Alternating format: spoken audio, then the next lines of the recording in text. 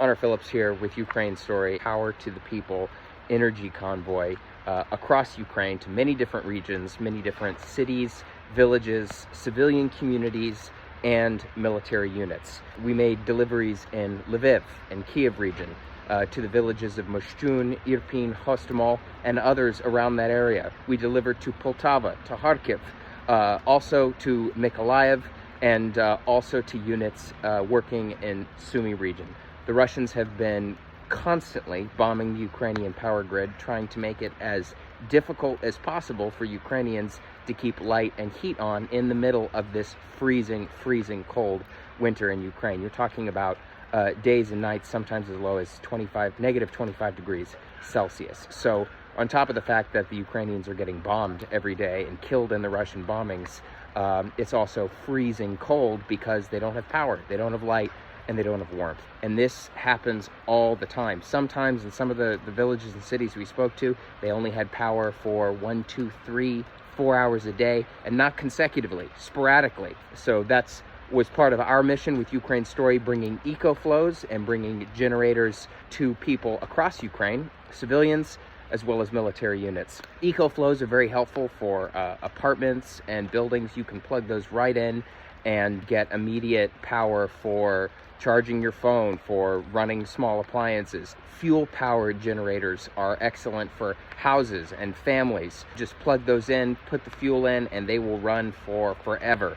As well as civilians, we also supported military units. Omega Special Forces, who you probably know, Kraken, the 80th Brigade, the 67th Brigade, frontline battalions, guys who are stationed in Sumy to Kharkiv. We supported Ukrainian engineering battalions who are building the drone netting, which protects Ukrainian roads from Russian FPV drones. The very roads we drove down for miles covered in drone netting was built by the Ukrainian engineers who we brought generators to. And so that will be very helpful for them in the coming days and weeks, as it's very cold and power is very unreliable, and they have to continue their work. We got to work with our friends at Fight for Freedom Ukraine in Irpin and Hostomel and Moshchun, villages which were very heavily impacted by the initial Russian invasion and continue to be hit hard now by the Russian shelling and the Russian bombings, which cut the power and cut the energy. Moshchun was